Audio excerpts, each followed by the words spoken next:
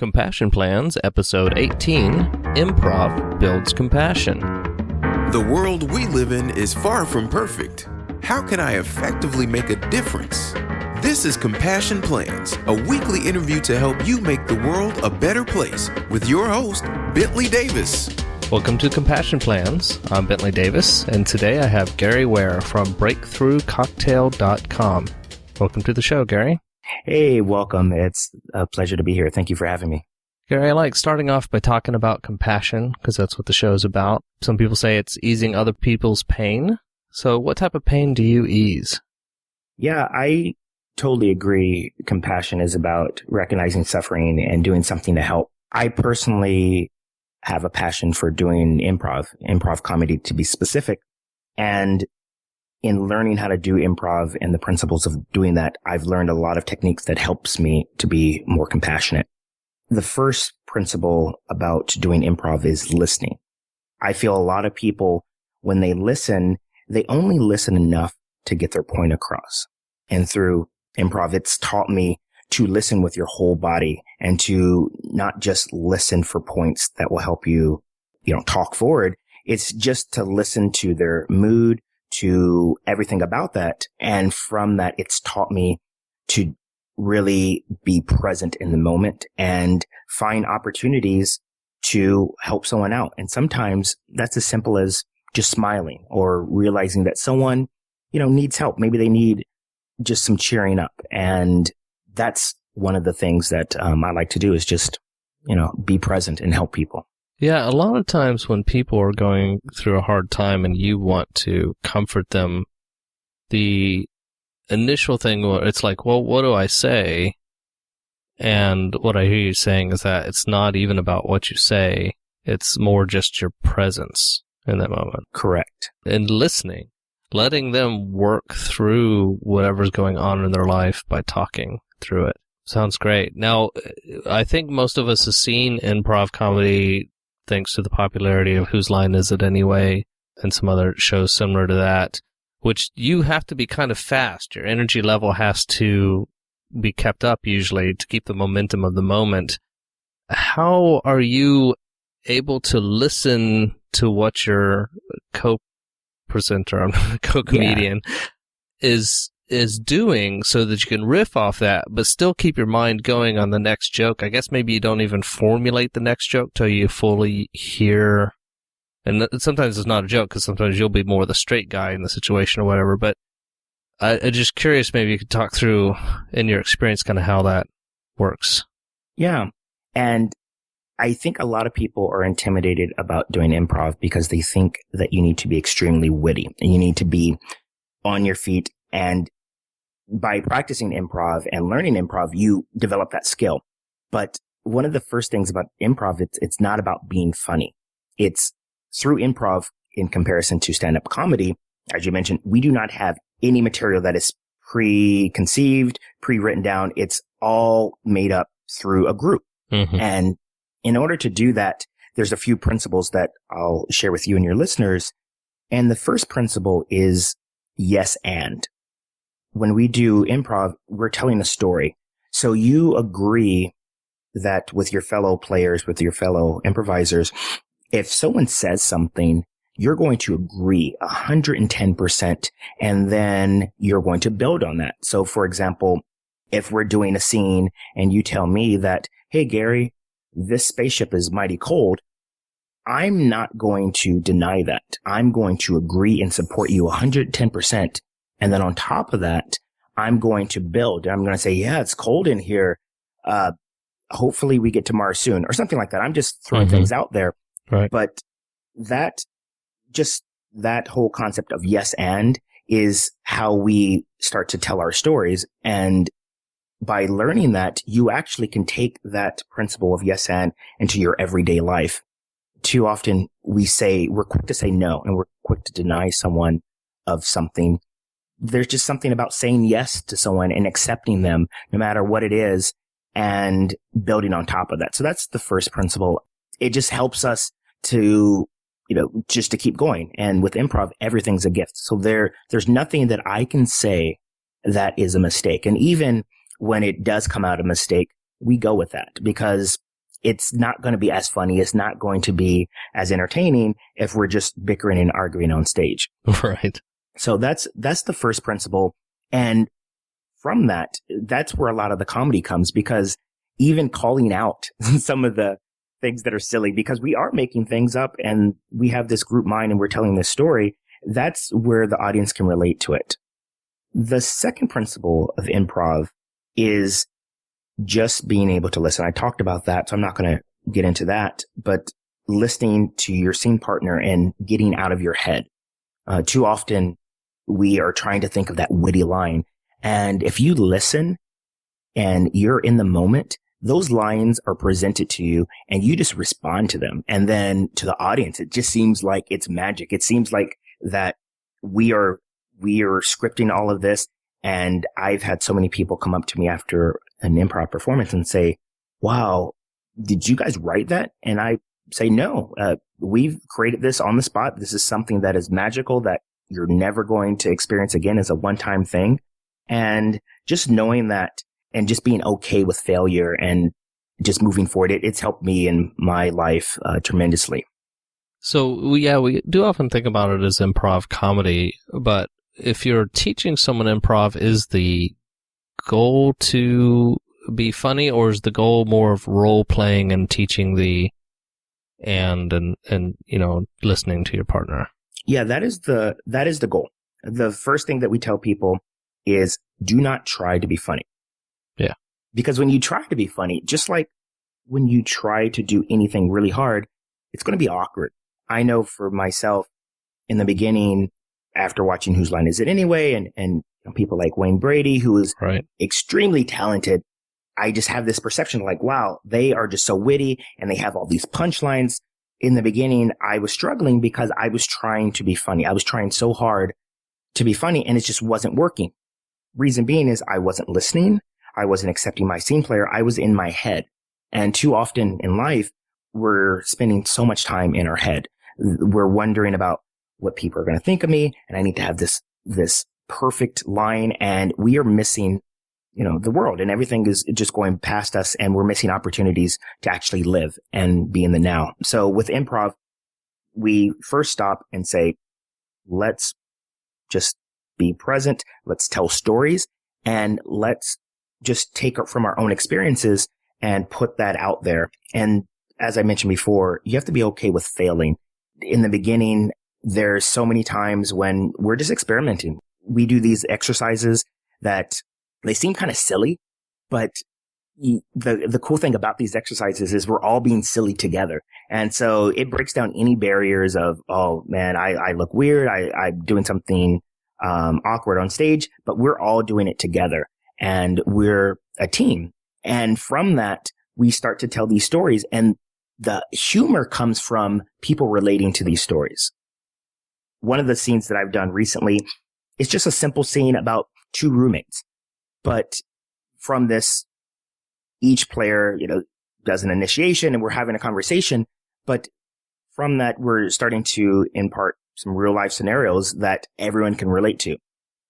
And that's where the funny comes is I am put in scenes that I don't even know about. I was put into a carpenter scene. I've never been a carpenter, but what I do know is I know relationships. I know relationships between employees because I've seen it in my own life and on TV. And I play with that. And so we play with statuses. So someone can come in and they're the boss, and then we're just talking about stuff. And then I'm responding. And then that's where the humor is coming out, because everyone can relate to a situation where the boss is like on The Office, a Michael Scott type character where he's completely absurd. The comedy is just calling that out. And we're not trying to be witty. We're just telling this story. And then the audience is loving it. Do you, when you're starting out, do you kind of give especially the new people, permission to have some silence in there? Yes. We do this exercise to get our fellow improvisers a chance to listen and slow down. We're just doing a dialogue scene. And before you can speak, you have to repeat the line that the person said before you. Oh, wow. And so we're still doing this yes and. So someone's going to do initiation, and we'll get a suggestion of two relationships. It could be mother and son. It could be anything. And then the first person initiates and they say something. It could be, son, I've noticed that your grades are slipping today. And then the next scene, the next player has to repeat that and say, son, I noticed that your grades are slipping today. And then they can speak. And by doing that, it allows them to really internalize what they're saying. Oh, that's really good. So what got you started on improvisation? My day job, I work in marketing. I work for an advertising agency, and I've been doing that for quite some time. And through that, I have to speak in front of clients. I speak on behalf of the company at conferences. And I've done a number of things to help my public speaking. I've done Toastmasters. I've done private coaching, and they've all helped me in so many different ways. And I was looking for something else, something that was a bit fun, that will help me build on the skill. And someone said, hey, Gary, you should give improv a try. And like you, I immediately thought, is it anyway? And I was thinking, I don't know if I'm funny enough or witty enough to do this, but sure, I'll give it a shot. What's the worst that can happen? And I have to say it was one of the best things that happened to me, because working in the agency business, it can be very stressful. It's very fast paced. And I went to a class. It was on a Monday night. It was 2 hours, and we just played. It seems like we were just playing for 2 hours. And that was so much fun to just leave all of your baggage after a long day at the door and come in, and you're doing these exercises that do not seem like you're learning anything from them. They're so much fun. You're being silly. And we don't do enough of that. When we're growing up and when we're a kid, we play a lot, and we use our imaginations, and it's so much fun. But what ends up happening is we grow up, and then we start doing work, and work to some people is not fun. And what improv did, it taught me to actually have fun again, and to experiment and be okay with failure. And that, after I did that one class, I was hooked, because it was so much fun. Little did I know, I was actually learning a lot, not just with my public speaking, but just with my everyday life. And I was being more compassionate. I was being more grateful. I was helping people, and I was being okay with things that are happening to me. And if I had a bad day at work, I said, you know what? It's just one day. You shake it off. Or if I'm in a meeting and the client says something that is like a curveball, I was not expecting it, I learned to just internalize that and just roll with the punches. So you found it, someone kind of challenging you to it and stuff like that. How did it change from that to, or, tell us a little bit about Breakthrough Cocktail. So I've been doing improv for about going on 4 years now. And also in parallel with that, I had been doing a lot of mentoring. Being in the advertising field here in San Diego, there's a lot of networking groups, one of which is the San Diego Ad Club. And I was the president of the Young Professionals group. One of the roles as president is to be a mentor. I spoke at a number of different colleges in the area, and I interacted with members of other chapters in other cities. One of the first things that happens when someone comes to San Diego or they graduate and they're in marketing advertising, they become part of the group. And I sit down, I have coffee with them. I try to find out, well, what are their intentions? What are they looking to do? And it's always, hey, I'm looking to network with people. Can you help introduce me? I'm trying to find a job. Or sometimes someone is saying, well, I'm in a job and this doesn't feel like the right job. I am trying to find another job, being that it's a very competitive landscape. Can you give me some advice? Can you help me network and find someone that is going to see my strength and hopefully give me a job? Doing that for a while, I started seeing that there's a lot of trends. There was a lot of people that had similar problems. They're trying to find their passion. They're stuck in a job. And then I'm doing this improv, and I'm realizing that improv is actually helping me with my own struggles and find my own passion. And so then after being president for 2 years, I was missing that. I felt that was something that was very rewarding to me, is helping people find their passion, helping people navigate. So I wanted to do more. And I work with a business coach that helped me uncover that of, hey, this is something that you should try. And And dude, so that's how Breakthrough Cocktail was formed. I started doing some local workshops in San Diego where I would incorporate improv exercises mixed with goal setting, visioning, and the whole group aspect of being accountable with the fellow people in the group. People were finding success. People were happier. And I wanted to give that gift to more people. So I started doing online group coaching, online workshops, and that's pretty much how Breakthrough Cocktail started.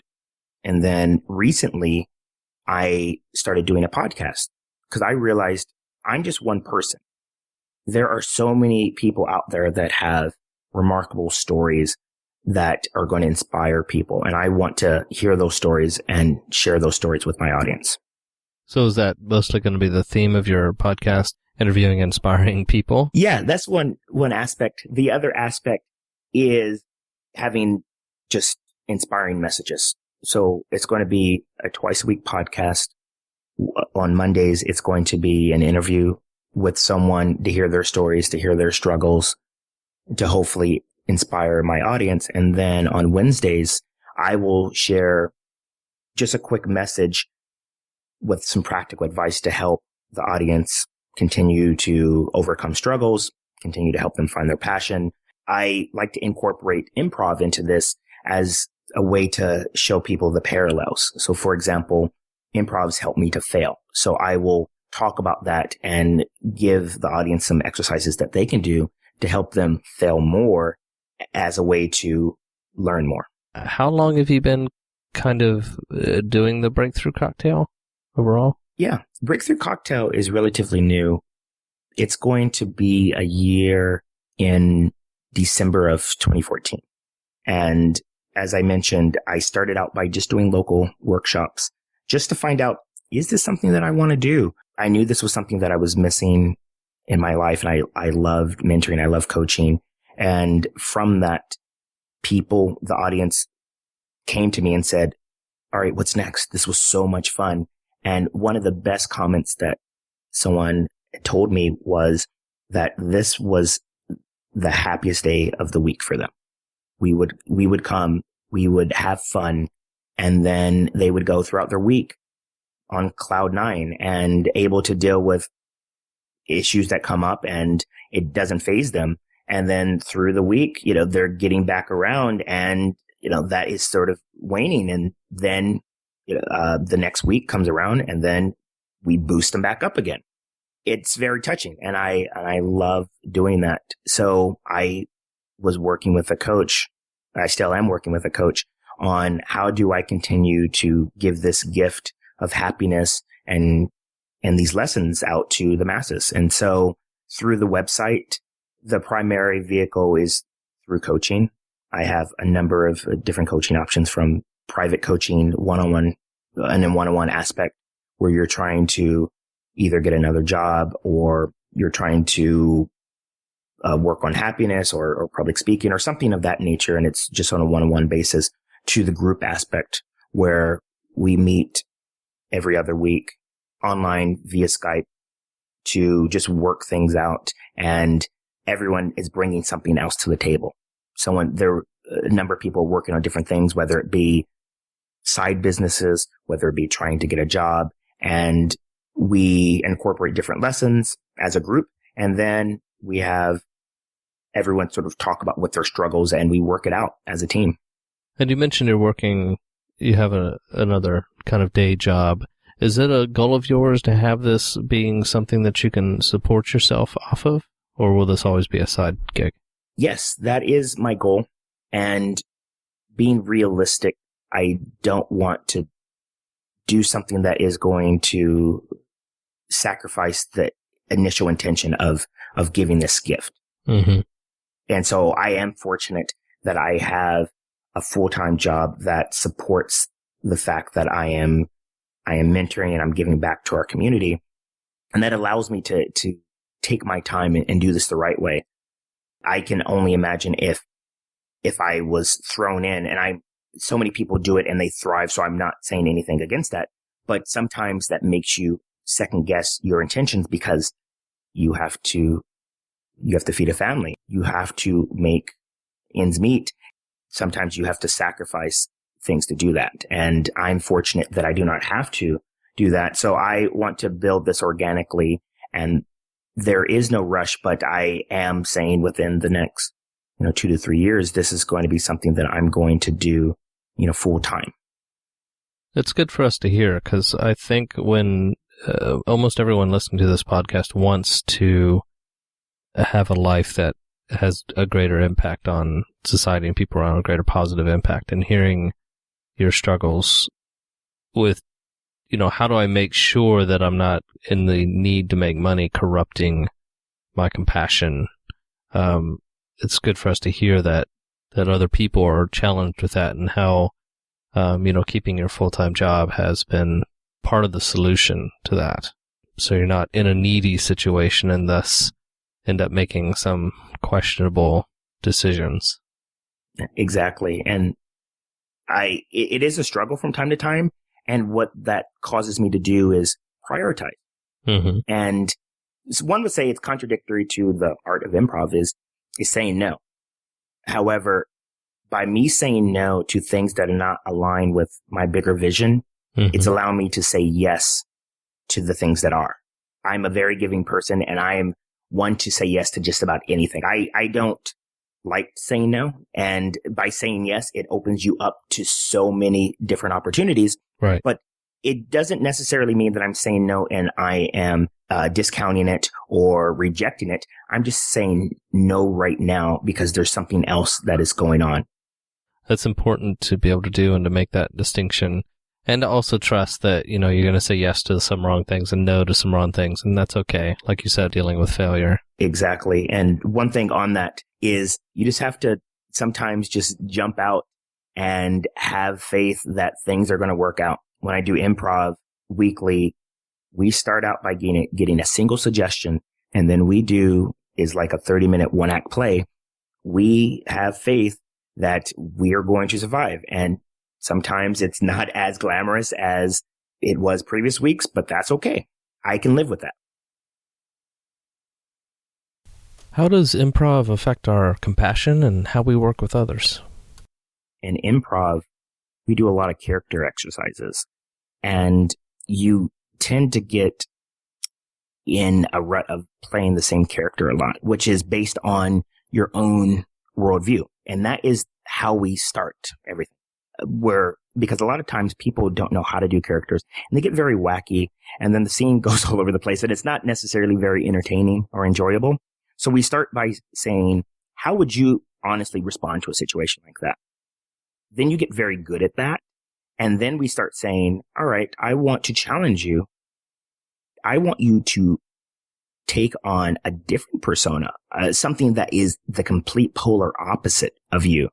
And it really focuses you, causes you to really think about how you would respond, and how would someone that has a different point of view, how would they respond to it? And from that, I feel people can get compassion because it makes you put yourself in someone else's shoes. Yeah. Yeah, I agree. That's that you kind of get that inbuilt empathy because you have to think what they would be thinking. Yeah. It's even harder to do it in a rational way because sometimes people will kind of take that thing and they'll just kind of go, like if you're playing someone who has a different philosophy as far as like a political philosophy. If you're a Republican and you say act like a Democrat, and they're going to be like they'll just walk over and hug a tree and just stay there, to take it too far. But when they're put in a situation where they really have to do it a lot, you're kind of forced to think, well, how would their worldview, how would their reaction to the situation make their worldview do it? But let's say you're playing an intelligent Democrat or, intelligent Republican, whatever your opposite is, that's even more challenging because you almost have to really understand their point of view to do it without coming off as just being silly. Yeah, and you bring up a good point, and that is something with improv that's where the creativity comes from, because you're right. In the beginning, we want people to fail and we want people to experiment. And so when we do character stuff like that, just so they can get comfortable doing it, people tend to do the whack. Like if we say, all right, you're going to play a Democrat. All right. And then you start thinking of, well, what is that archetype? What are the extremes? Because that is the only thing that you can think of. And then we can say, all right, you got that. Good job. Applaud. We're all about rewarding and very positive sort of outcome. And then I say, I want to challenge you. And then I start to put constraints around it. And that's where the creativity comes from, is through the constraints. Because to say, all right, now I want you to play someone that has a different point of view of you. But the constraint is they cannot be completely wacky. They have to be a rational person. And then the challenge is, all right, how do you play that? And then, in the beginning, it's all about going slow. Just to, all right, how will we do that? And we would brainstorm a lot of stuff just to give them some tools so that they can start to, paint that out. Because at this point, this is improv, advanced improv. So in muscle memory, you have the basic components of a scene. You know how to do a scene, and every scene starts with, initiation that, within the first 3 lines, we like to establish, who are we to each other? Where are we? And what's our deal? Within the first 3 lines, back and forth dialogue, we like to do that, and then we can explore. So once you are good at that and you have that in muscle memory, you can initiate a scene and go off. So then now the next challenge is, now how do you have this different worldview? But as to set our players up for success, we tend to brainstorm it first, where we would say, all right, who are you trying to partake? And then we start to say, well, what are some characteristics of that person? And then we start to brainstorm, and then other people sort of chime in. And then we start to do some exercises to say, use your imagination. What would that person be doing on a Friday night? Yeah. And the good thing about improv, there are no wrong answers. So it's getting you to get out of your head and just think of the first thing that comes to your mind, because that is right. And then we start to say, all right, if they have kids, what is that like? Or are they married? Are they not married? And then you start to paint the picture of this person. And then we say, all right, you got it. Now let's do a scene. And you're right. It challenges you to think differently. And then from that, and I just having this conversation to sort of spark that, but it will get you to have compassion for someone that you might not have, had that compassion for, because you start to see the extreme examples. But if you start to see them as just a normal person that happens to have a different point of view than you, then yeah, you can start to see it from all angles and have a true understanding and be okay with the fact that you don't agree on certain things. That does not make them any less of a person. Right. Yeah, that is really good. I'm going to have to think more about that for my dialogue and deliberation.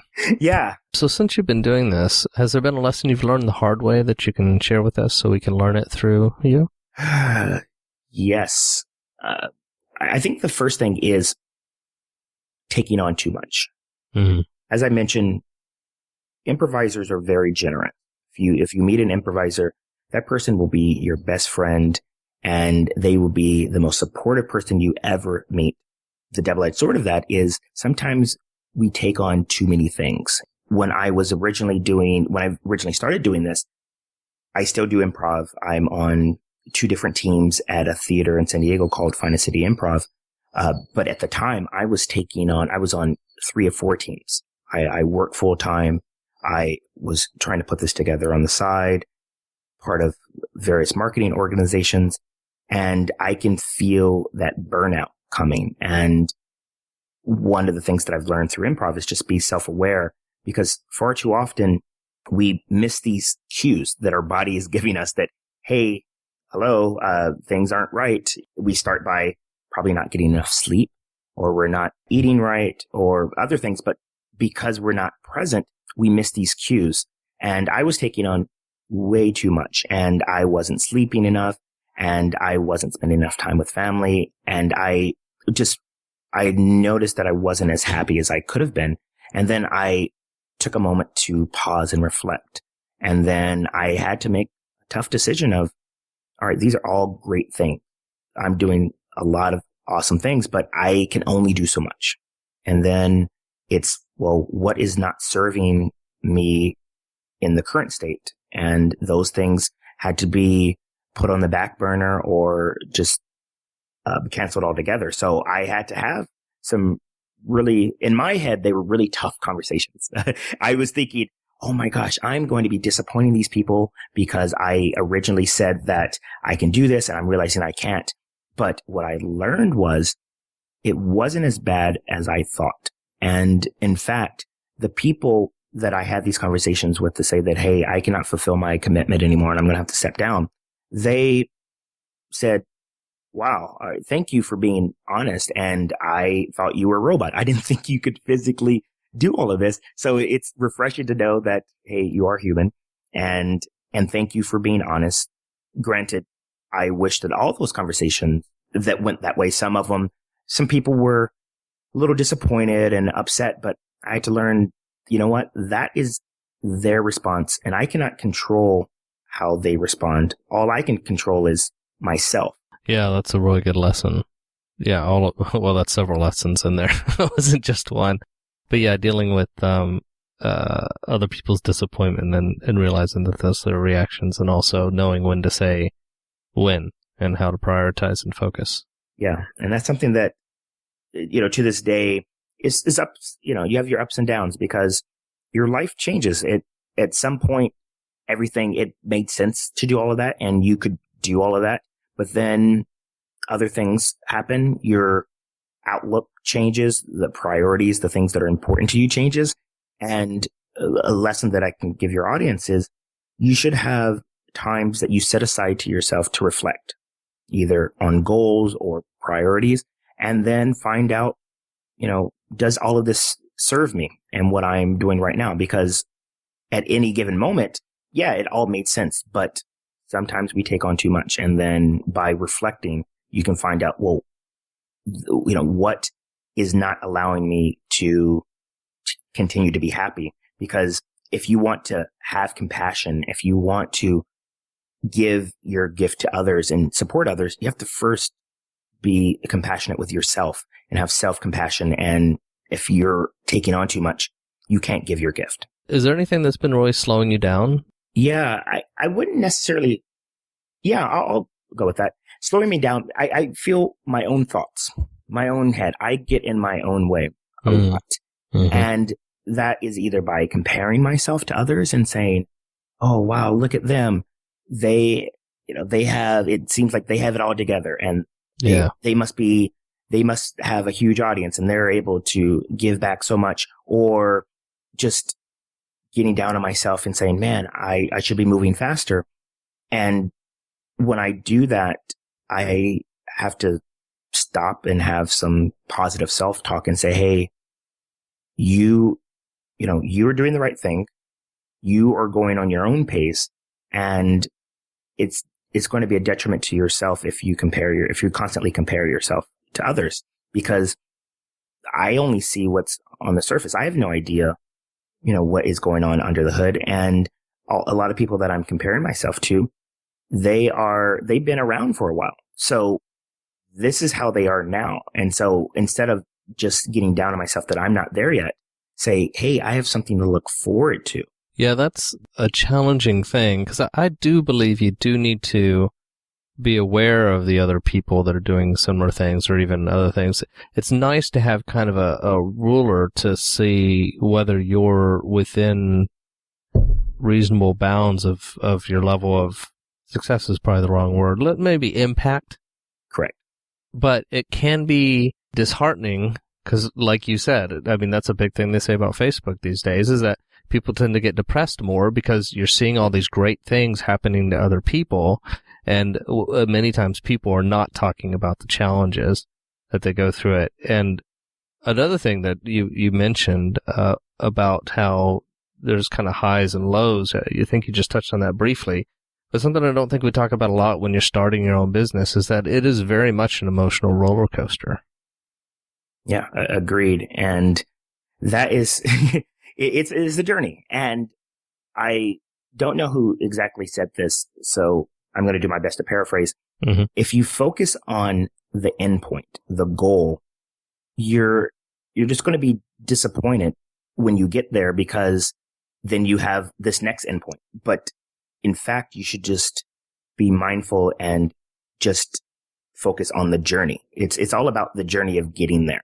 Whatever your goal is, whether it be to start your own business, to lose weight, to find another job, if all that you think about is that end goal and you're not mindful and in the present and thinking about that journey and being curious about the journey and enjoying the ups and the downs, then when you hit that, when you make that mark, all that's going to happen is you're just going to continue to raise the bar and you're going to put your happiness second. And then you're always going to be chasing happiness and you're never going to be fulfilled because you're always going to have this next bar. Yeah, I'm trying to think if it's taking a moment and appreciating where you are instead of always focusing on a specific goal. But also, and if your goal is a little bit more compassion based, my goal is to help more people, then you can look at, well, where am I? Well, there's all these people that I've helped. And even if I don't, I would, and I'll put words in your mouth, you can tell me whether it's true or not, even if you couldn't make this into a full business, it's still the amount of people that you have helped so far, the people that you've inspired, the people that you've given these new tools to, is really a wonderful thing to be proud of. Exactly. And you bring up a really good point, Bentley, that it's good to look forward and it keeps us moving forward, but we forget about the impact that we made thus far. Mm-hmm. And when we're in a point where we're stuck because we want to help people and we all have big hearts and we all want to help so much, and that's great. And then when we don't feel like we're giving enough, we get down on ourselves. And sometimes it's important to look back and say, you know what? I've helped a lot of people so far. And sometimes if you just helped one person, that is one more than you've done previously. And that one person is probably so grateful that you've helped them. The Compassion Plans audience really likes helping the guests out. What are 2 things that we can do to help you in your goal of helping people? I'm all about pay it forward. Yes, I have Breakthrough Cocktail. And if someone's interested and want to learn more, you can definitely go to the website and we can learn about improv together. What I would like everyone to be mindful of is just, having compassion for yourself and having compassion for others. I recently had the pleasure of working with a gal by the name of Sarah Shire, and she has a project called Compassionate, and her goal is to make compassion a verb. And I got one of her Compassionate bracelets, which it's one of the first bracelets that it's a reversible action-focused bracelet. So in the morning, you start with the black side up. And once you do something of compassion, either for yourself or for others, you flip it to the white side. So it's a daily reminder of being compassionate. Wow. And so the first thing that I want people to do is to just try to be mindful and find ways that you can be compassionate to others. And it can be as simple as smiling and realizing that someone could use a little pick-me-up. So that's the first thing. And it could be, that could be something simple, and it could be as big as buying someone lunch or if you're walking down the street. This is one of my favorite things to do is I live in San Diego and I work in downtown, and there's a lot of meters around. And sometimes, and I know for my own self, you get stuck in a meeting or you get stuck in this enjoyable conversation and you forget that you need to go pay the meters. Mm-hmm. Well, those meter maids are very relentless and they are quick to give someone a ticket. So, if you happen to be walking around and you happen to see that someone needs change in the meter, throw some money in there. You could be saving someone's day and making it, giving a smile on the face, whether they realize it or not, it. And you can, be grateful for that. But the second thing, and I probably should have did this first, is to be more mindful. Mm-hmm. Because in order to give compassion, you have to be more mindful. You have to be in the present, because if you are not living in the present, these opportunities are going to pass you by. So a good way to be more mindful is to work on meditation. Well, it doesn't have to be the whole thing, where you spend 20 minutes, 30 minutes at a time, that might be intimidating to people, but just work on being in the now, whatever you're doing. That's some great advice there. So if people wanted to contact you and find out more, the best way is through the website? Yes, and that's www.breakthroughcocktail.com. If you are interested in learning more, I advise everyone to sign up for a newsletter. On the homepage, there is a sign up, and as a thank you for signing up, I have a little ebook of 5 things that you can do right now to be happier. Very simple tips. And it's been proven that by following these tips, picking 1 or 2 of them and making it a habit over 21 days, you will increase your happiness level. Even in your family, if you've been, your family are pessimists and normally have a negative outlook on life, by doing some of these habits over the process of 21 days, you can go from a pessimist to a low-level optimist. Excellent. I'm sure that'll be helpful. I'm going to go sign up right now. Awesome. Yeah, and then I have the podcast that you can find out on the website as well. Well, Gary, I really appreciate your time. I appreciate your passion to help people out, and that you're spreading just a compassionate way of living through improv and through coaching. Yeah, thank you. Thank you for having me on the show. I really appreciate it. And thank you so much for listening. Get the links and notes for today's show at compassionplans.com/18. Never miss an episode by entering your email into our subscription list while you're there. If you appreciate what we're doing, go to compassionplans.com/appreciate to find out how you can spread compassion, like rating and reviewing this podcast on iTunes. Thank you so much for caring.